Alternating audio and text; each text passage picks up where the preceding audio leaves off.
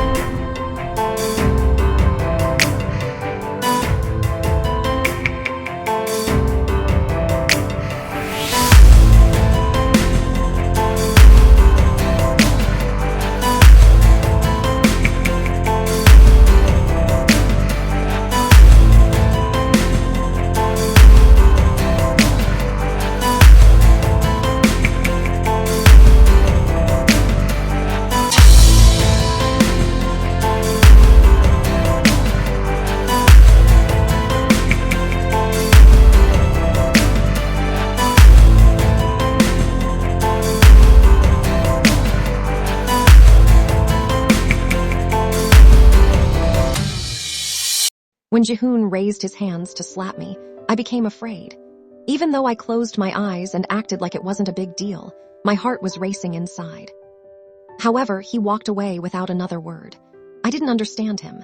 I had made it clear to him that it was okay to send me away, so why didn't he say anything about it? Did I go through the trouble of humiliating myself before so many people for nothing?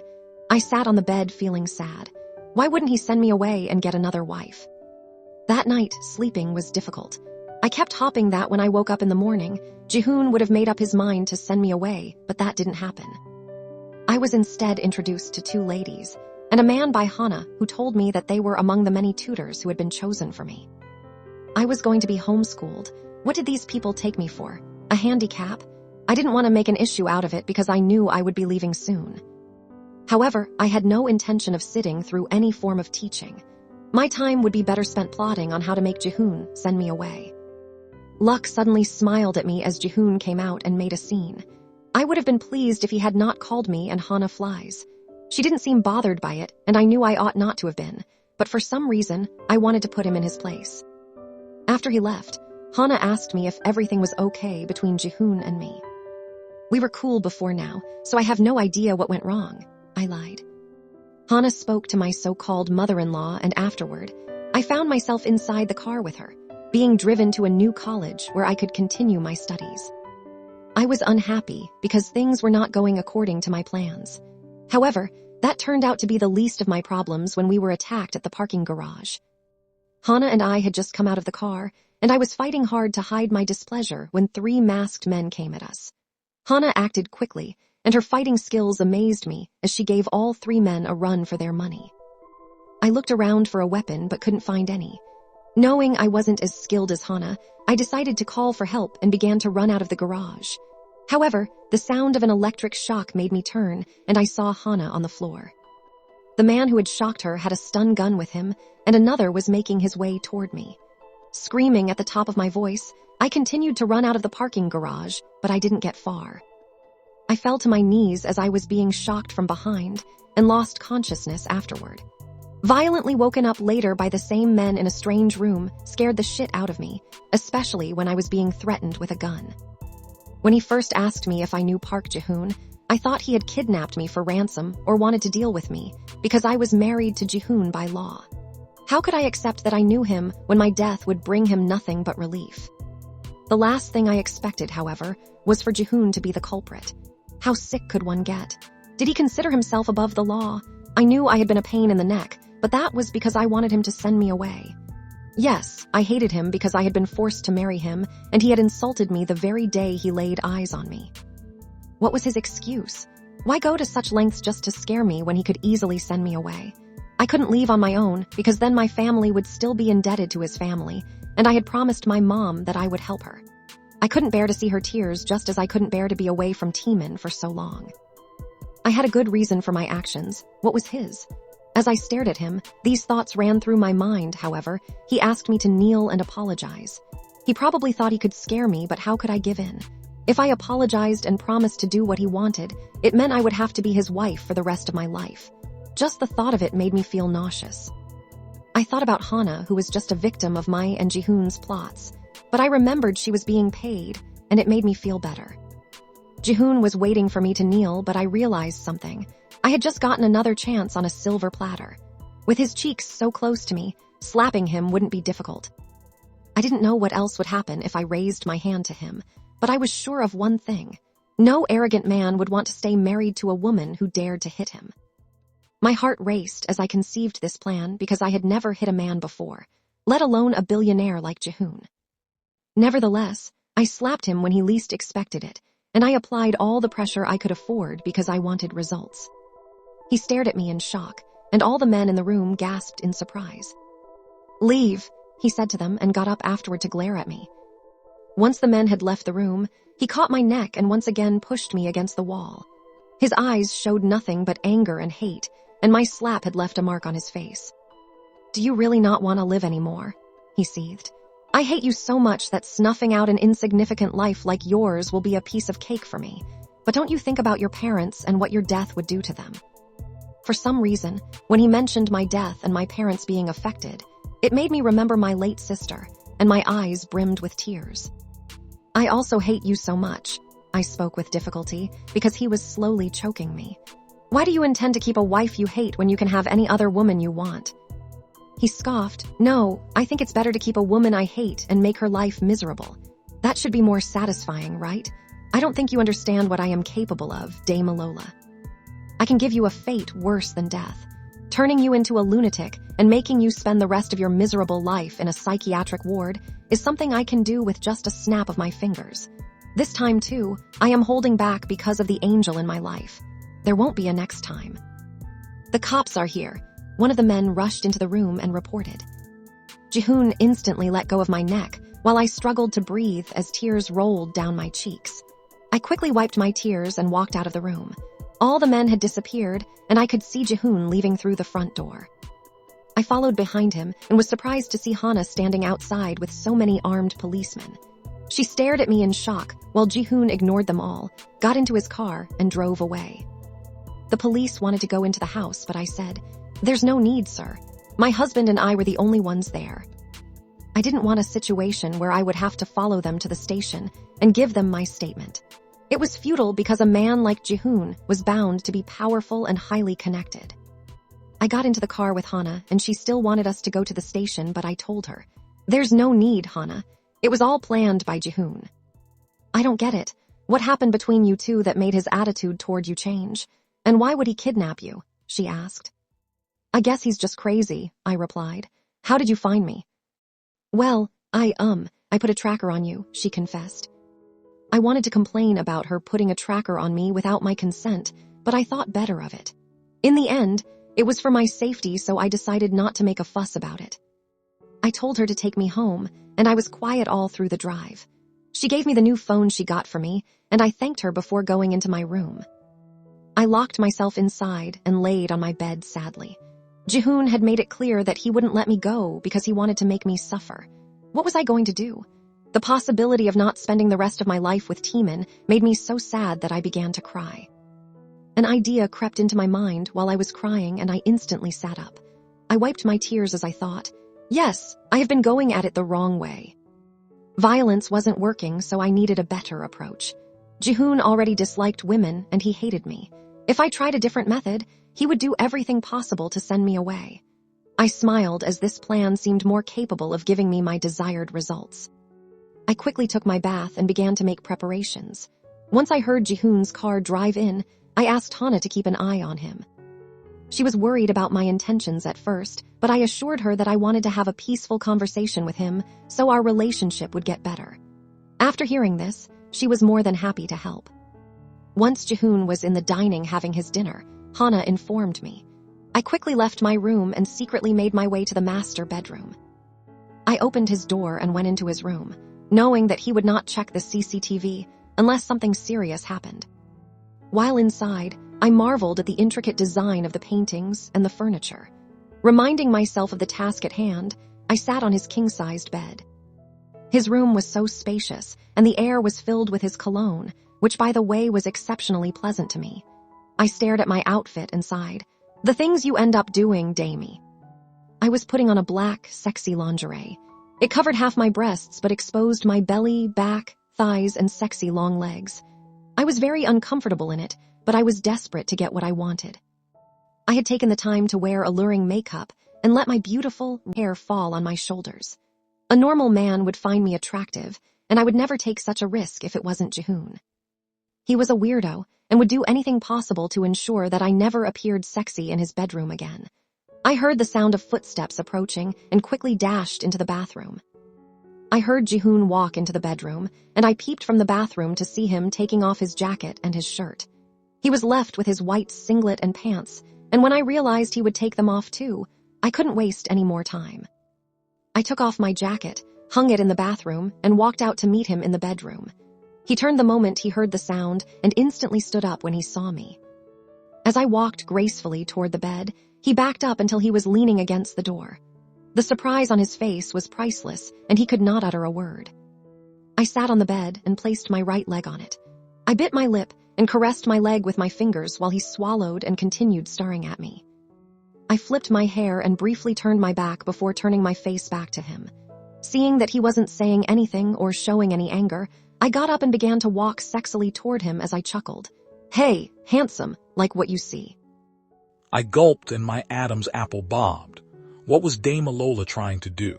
The same crazy girl who had dared to slap me earlier and confessed her hatred for me was now in my room, trying to seduce me. I did not need a soothsayer to tell me that she was up to no good. This was definitely a trap. But why was my heart beating so fast? I could not deny that she was beautiful. Her sparkling eyes shone as she walked toward me. She was 6 feet tall, and her slender legs, which were exposed to my view, made her seem graceful as she walked. Her radiant skin shone in the brightly lit room, and a cascade of molten dark hair fell down her shoulders. Her wasp waist called out to me, urging me to wrap my palms around it.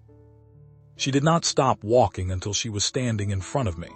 Her heart-shaped lips parted and her dazzling halo white teeth gleamed. She placed a hand on my chest, and I spotted her beautifully varnished fingernails. She was nothing short of a seductress, and unfortunately, I was caught in her trap. My breath quickened as what had not happened in over 3 years suddenly happened. I got a boner. I did not know how long I stood there staring at her. Everything about her attracted me at that point. Her uniformly thick eyebrows, her dainty nose, sweeping eyelashes, and delicate ears. There was an air of innocence about her, something in the way she looked at me. I didn't know when I reached out my hand and brushed my thumb along her blossom-soft lower lip. She gasped in surprise and took a step back, and that was all I needed to come to my senses. I gritted my teeth. Get out.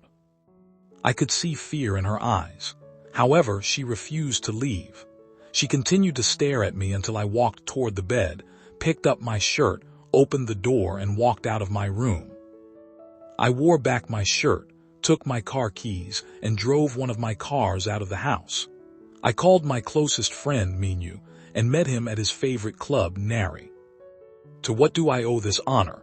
Minyu teased the moment I sat down. I snorted, go to hell, Minyu. He threw his head back and guffawed in delight. But honestly speaking, we haven't hung out in months. You're always busy each time I call you, and I've been so lonely. I stared at him from the corner of my eyes. Lonely, huh? If I didn't know better, I'd have thought you were being truthful. He laughed again and added, on a more serious note, I'm sorry I couldn't make it to your launch party. I learned it was exceptional.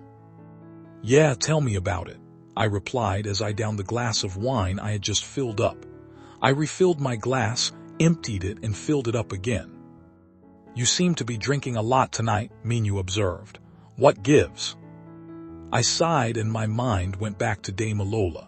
From the first time I had seen her at my dining table and mistook her for a beggar. I recalled when she came to my company and the way she had acted. I remembered my launch party. She had dressed up so sexily at that time that anyone could have mistaken her for a slut. She was so insolent and acted without thinking about the consequences, like when she slapped me. But tonight she had looked really ravishing and I had been tempted beyond my expectations. Had she really wanted me to touch her in that way? But what was her end game? She was so young, yet so devious. It was crazy that she had such an effect on me when I hated her so much. A penny for your thoughts. Minyu's voice suddenly drew me out and I stared at him. You're zoning out on me, man. What's wrong with you? Did you fall in love or get your heart broken? He asked with a grin. That's not funny, I replied. I'm just going crazy. Who's making you go crazy? He asked. Damilola, I replied absent-mindedly. Aha, he exclaimed. I knew it had to be a woman. How the mighty have fallen. Who would have thought that I would get to see the day when my best friend would be driven crazy by a woman? I stared at him and shook my head. It's not what you think, Minyu. He raised his hands. Okay, I'm not thinking anything then. Who is Damilola? My wife, I replied. He spat out the drink in his mouth in surprise, and some of it splashed onto the back of my right hand. Gross, I said and got up. I went to the washroom and washed my hands with soap before returning. Minyu still had a surprised look on his face as he asked, You got married again? Not something I asked for, I replied, downing another glass. Minyu nodded. Okay, I'm all ears. Tell me from the beginning. I finally emptied my wine bottle and began. You're no stranger to the fact that in the past 2 years, my mom has been hounding me to get married again.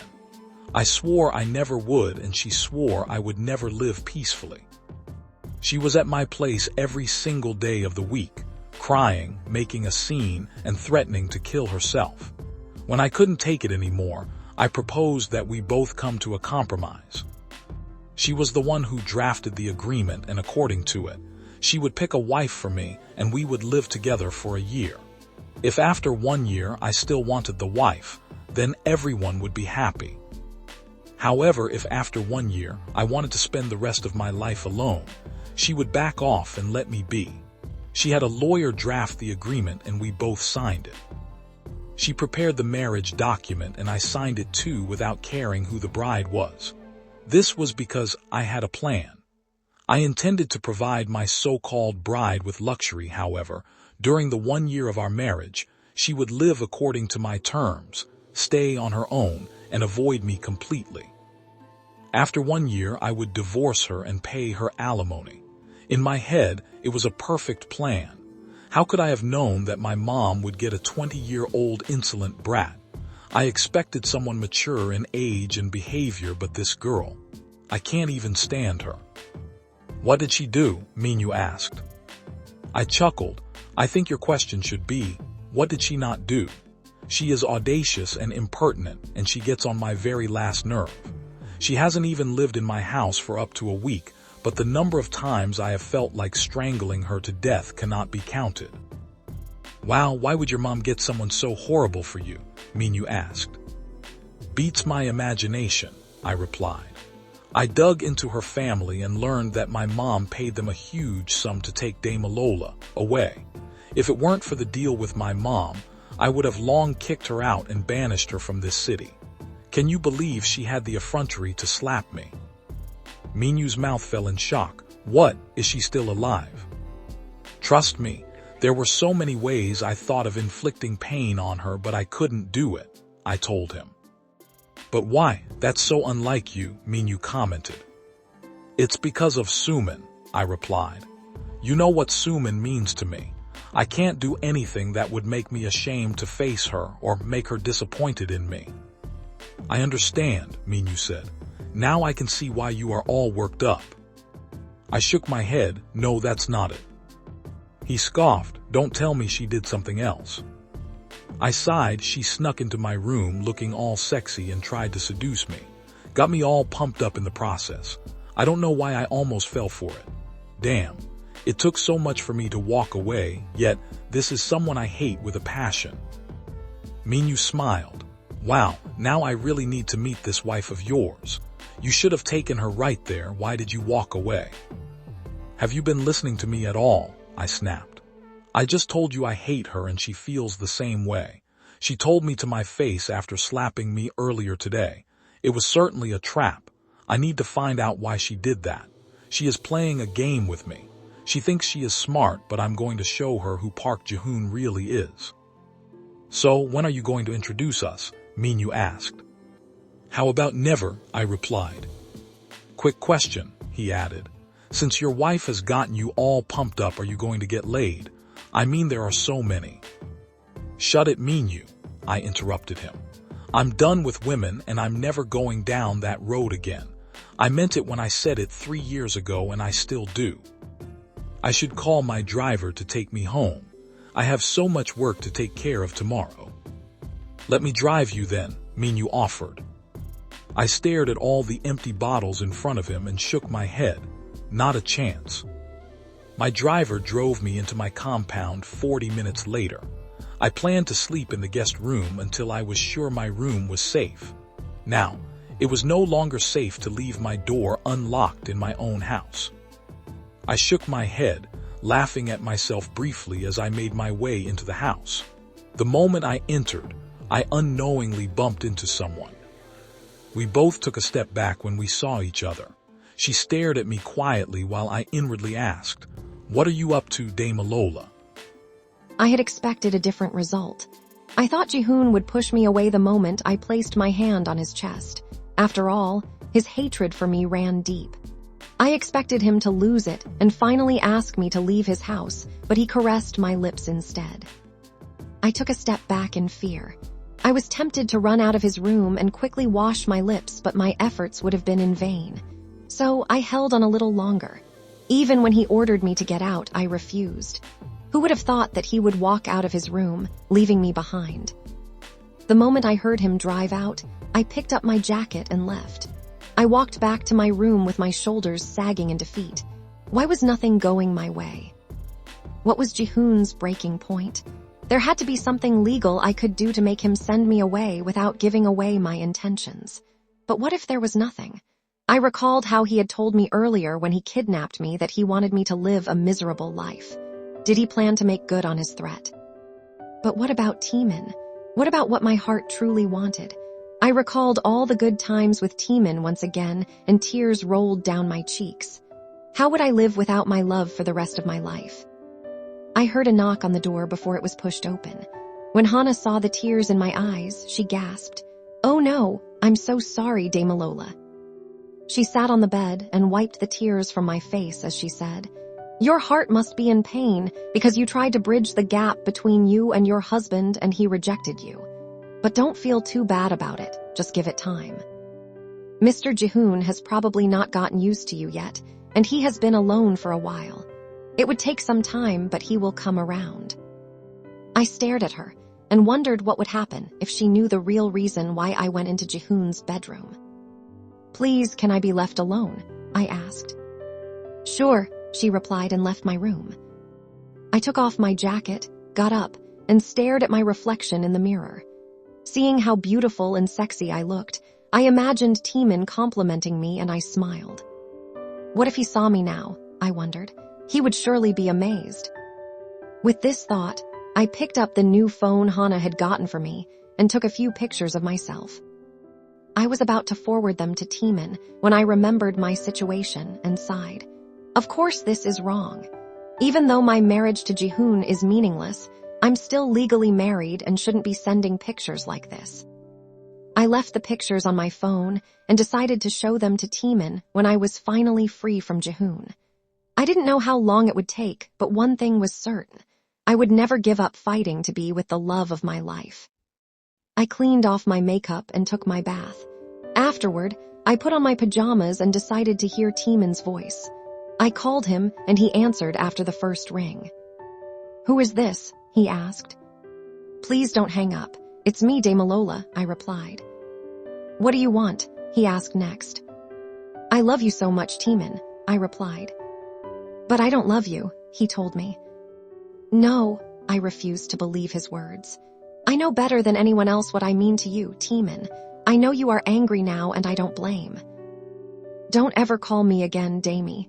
He suddenly cut me off. This is the last time I will give you an audience. He hung up before I could say another word. I felt so sad and my heart felt heavy. Suddenly, breathing became difficult and I had the urge to puke.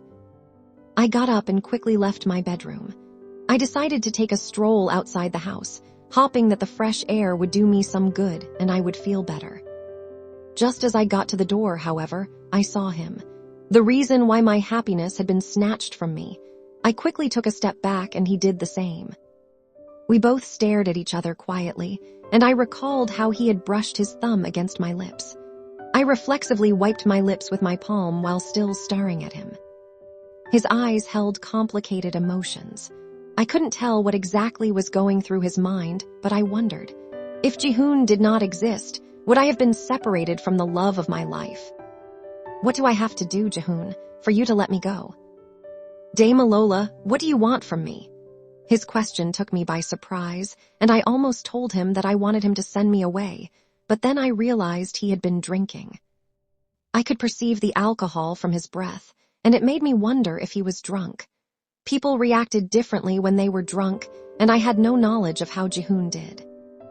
I couldn't tell him something as important as what I truly wanted when I wasn't sure about his state of mind. I moved out of the way without saying a word in reply. He waited briefly but finally walked away. After he did, I went out of the house, and as the cold wind hit me, I rubbed my palms together. I thought about Jihoon's actions. Fighting with him did not produce any results, but after I tried to seduce him, he went out drinking and even asked me what I wanted. That wasn't such a bad sign. Earlier in his room, I could tell he got irritated by my presence, and that was why he left. What if I irritated him some more? Perhaps, if I acted clingy and pretended to be head over heels for him, it would drive him so crazy that he would finally let me go. I sighed in relief, feeling a little at ease as I now had a much better plan. Operation Clingy Wife was the perfect tag for it. It was going to be difficult, given my hatred for him, but it would be worth it in the end if I got my results. I finally went back inside and quickly fell asleep. I got up early the next morning and after having breakfast, washed up, and dressed up beautifully but not provocatively. I waited for Jihoon to start eating breakfast at the dining before going to meet him. The moment I got closer to him, he briefly looked at me before turning his attention back to his food. However, when I stood by his side, he dropped his spoon and snapped. What do you want, Damilola? To poison my food? I could never do that to my beloved husband. What are you on? Cheap drugs? No surprise there. No, hubby, you look so handsome that I just can't help myself. I'm attracted to you. I don't have time for this nonsense. To hell with you. Hana suddenly appeared and seemed so excited that I had gotten ready. Gotten ready for what? I asked. Your first day in your new college, she replied. Everything has been taken care of. Your transfer was smoothly done. You can't afford to miss your classes because exams are around the corner. Mrs. Park even asked me to take a picture because she wanted to see how beautiful you looked on your first day. I sighed. I had no interest in starting a new school, but I knew how that conversation would go, so I did not bother having it.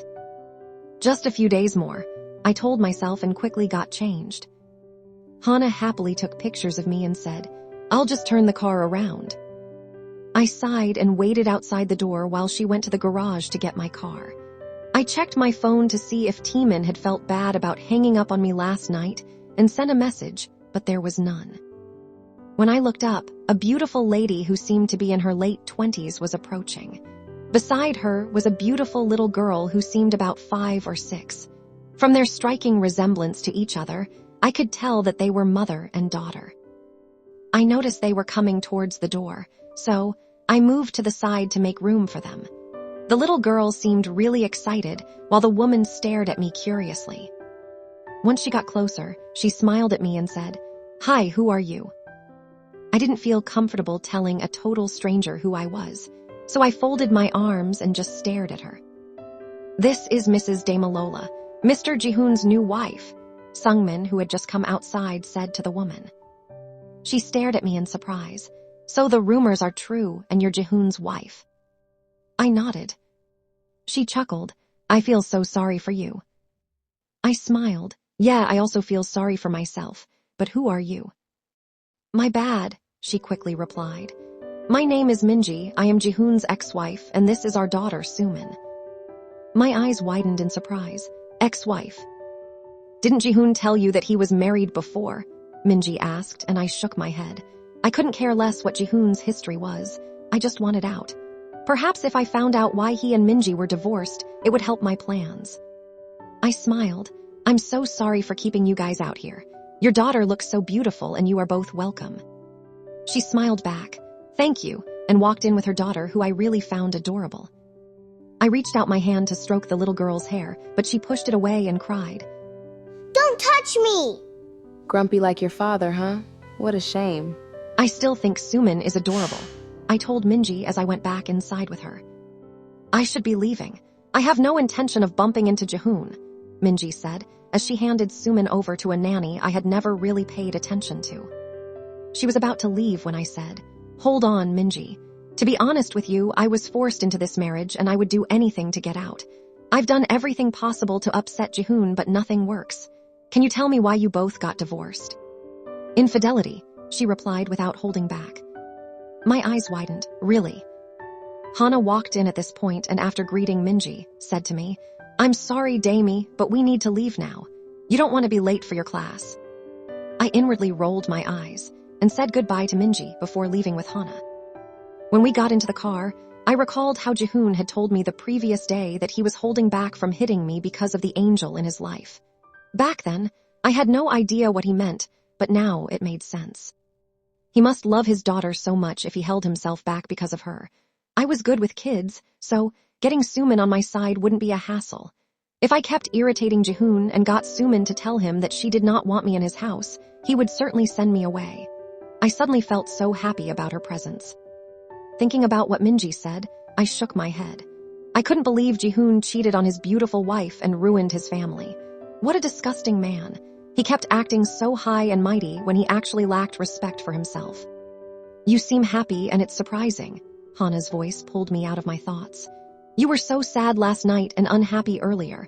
I was even scared that you'd be upset after finding out Mr. Park was married before. I chuckled. Why would I be upset when everyone has a past? I figured you never told me because you thought I'd be upset, but you should have. I love children a lot and seeing Sumin improved my mood. That's why I'm happy. Wow, that's awesome, Hana replied. We soon arrived at my new college and Hana walked me to my class. The college was bigger than the one I attended back home and it had way more people. I felt out of place and couldn't wait to return to my happy world. I'll be hanging around, just call me if you need me, Hana told me when I found the building for my first class. I waved her goodbye and walked into the class. There were more than 30 students present, and the only available seats were at the back. It wasn't a problem since I was tall. I took one of the seats at the back and sat beside a pretty boy. The moment I sat down, he tapped me. I turned to look at him and he smiled. Thanks for taking this seat. I rolled my eyes and turned away from him. Why the heck was he thanking me when I didn't know him? I looked at the time and sighed. The lecture would begin in 10 minutes and last for more than an hour. I felt bored already. My eyes widened when someone suddenly slapped the back of my head and ordered, Hey, get your butt off my seat. I involuntarily cried out in pain and turned to see an equally tall girl with big eyes and boobs. Are you crazy? I asked. That's my seat, so scram, she replied. At this time, we had attracted the attention of everyone in the class, and I was upset. I would have left the seat if she had asked nicely, because I didn't want any attention, but how dare she slap me? I was tempted to slap her as well, but I thought better of it. I had to be the bigger person. It was my first day, and I didn't want to make a scene. I sighed and turned my focus away from her. However, she grabbed my hair from behind and pulled it hard, forcing me to get up. She let go when I was standing, and was about to sit when I pulled her back and slapped her cheek so hard. She held her cheek in shock and yelled, How dare you? You are so dead. She angrily walked out of the class while everyone stared at her. I rolled my eyes. What rubbish. The girl seated by my right suddenly tapped me, and I thought she wanted to pick a fight as well. What? I snapped as I turned to her. She smiled and said, "Relax, I'm not your enemy. I understand it's your first day, but do you realize who you just slapped?" I shook my head. "No, I don't, and I don't care." "You should care," she replied. "She's Kim Seoyeon. Her father is very wealthy and one of the strongest members of the school board. You could be expelled on your first day." "Oh no," I gasped. It seemed my luck was running out. "But she started it." "It wouldn't matter," the girl replied. "She is crazy about Siwoo and clings to him even though he doesn't like her. That's why she attacked you." "And who the hell is Siwoo?" I inquired. "He's the boy sitting beside you. What you should be more worried about is that Seoyeon's brother, Yejun, leads a gang of bullies. You would be in trouble if they set their sights on you. My name is Yeren, by the way." The professor walked in at this point and the class became quiet. I hated the new school. The one back home was peaceful, fun, and loving. After my class, I got out and wanted to call Hana to tell her what had happened earlier when my phone was suddenly dragged from my hand. I looked up and saw a young, angry man. Behind him were 6 boys and the girl called Seoyeon. He threw my phone on the ground and destroyed it completely. Many students suddenly gathered to see a new student being bullied. "You dared to touch Yejun's sister?" he asked. "Get on your knees now and apologize to her. If I am impressed by your apology, I would consider forgiving you." I knew I was outnumbered, but there was no way in hell I was kneeling for anyone.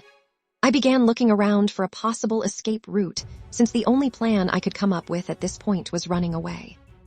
However, there were too many students surrounding me, and no way for me to escape. "I think she needs a little encouragement." Seoyeon walked up to me and raised her hand to slap me. However, I caught her hand and flung it, pushing her away in the process. As she staggered backward, Yejun angrily raised his hand to also slap me, but someone suddenly came in between us and caught his hand. "How dare you?" Hana asked and punched Yejun's stomach. He took a step back as he groaned in pain. I did not miss the surprised gasps of everyone around. "Deal with the both of them," Yejun ordered, and all his minions swarmed at us. "Run away right now," Hana instructed me as she put herself between me and the boys and began to fight them. Some were beaten to the ground with just a punch and others a kick. In no time, most of the boys were on the floor while Seoyeon was too scared to come close. Yejun and one more boy, however, tackled Hana and she was hit a few times. I looked around at this point for a weapon but could not find any. Then I spotted one of the students who was watching with a bottle of soda which he was drinking from. I ran to him and snatched the bottle from his hand.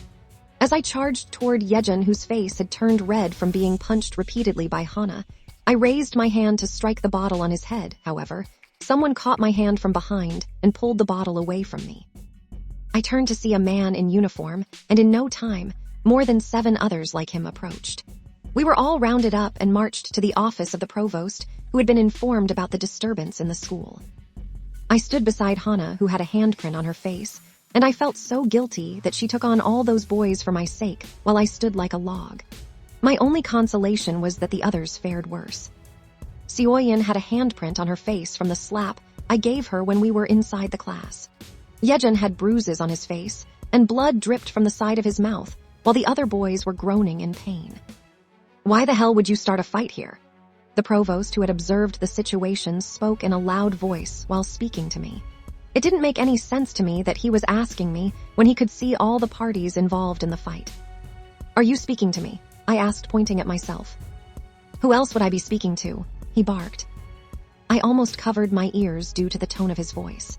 I recalled what Yeren had earlier said to me about who Seoyeon's father was and whispered it into Hana's ears because I could see the look of surprise on her face. Everyone else stood on the other side to probably make a distinction between us. The provost turned and asked Seoyeon what happened in low tones, and she began to explain. While she lied to the provost, Hana took out her phone and dialed a number. Seeing the name, Mr. Jihoon, on her phone made me realize she was trying to call my husband. I didn't think anything would come out of it. When he answered the call, Hana turned toward me to prevent the others from hearing what she wanted to say. "There's been an issue at your wife's college," she told him. "You need to come here, Sir Damilola needs you." As if I have nothing better to do with my time, I heard him reply before he hung up. I rolled my eyes. What an arrogant prick. "I'll just call Mrs. Park," Hana said as she dialed another number. At this point, a man in his late 40s whom I presumed was Seoyin's and Yejun's father walked in looking very angry. Once Seoyin saw him, she broke out crying in a loud voice while Hana moved toward the window to make her call. "Who did this to you?" the man asked anxiously. "Dad, we were attacked by these wild animals," Seoyin cried, pointing at me and Hana. The man stared at us, as though he could not believe what he had heard. "I will tell you what happened," I spoke out. "Your daughter slapped me for no reason, and I returned the favor. Your son wanted to retaliate, so he shamelessly gathered his minions, and they all came to fight one girl. In the end, they all got what they deserved." "Shut your trap," the man yelled as he walked toward me. "How dare you raise your filthy hand to my daughter? Do you have any idea who I am?" "Are you the president then?" I shot back. "If you aren't, why are you so arrogant?" The man raised his hand to hit me, but Hana quickly got in between and threatened. "With all due respect, sir, if you lay a finger on her, I will sue you." He chuckled. "And what are you?" "I am her bodyguard," Hana replied. He scoffed. "Bodyguard, huh? You have no idea who you have messed with. A mere expulsion will be too lenient. You like to threaten with the law, right? I will make both of you spend the rest of your miserable lives in prison." The man took out his phone and quickly called the police. Afterward, the provost approached him and said, "Please calm down, sir. I know these insolent girls are wrong, but they are too young to waste their lives away in jail. Let's just expel this one. She is a transfer student and today is her first day. I'm sure she didn't know better. Bringing the police here would not be good for the image of our school." Hearing the provost's words, I shook my head. At first, I thought he was being a human, but it turned out he was only worried about the school's reputation. "This girl ganged up with her bodyguard and beat up my children. If I don't get justice today, I will withdraw my support from this school and take my children away," the man threatened. "It hasn't come to that, sir," the provost pleaded. "Let them get on their knees and apologize. I will expel them afterward. Please, sir." "Okay, I'll accept that for your sake," Seoyin's father replied. "Quickly get on your knees and apologize. It's better than going to prison," the provost said to me and Hana. "Thanks, but no thanks," I replied. "I'd rather spend the rest of my life in prison." Seoyin's father's face turned red in anger. "Do not stop me," he said to the provost. Pointing at me, he yelled, "Let the police get here first. I will throw you in jail." "Throw who in jail?" a voice asked from the door. I turned in the direction of the familiar voice and saw Jihoon standing by the door, looking angry. For some reason, I felt on top of the world. I decided to take advantage of this opportunity to further my plans. Running toward him, I threw myself in his arms and hugged him. His body stilled instantly, and when I looked up at him, he was staring at me. I beamed. "You came for me, Jihoon."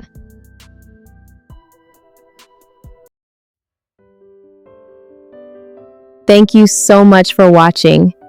Moral lesson: revenge and manipulation might feel like power in the moment, but they rarely get you what you actually want. Real freedom doesn't come from tricking someone into letting you go.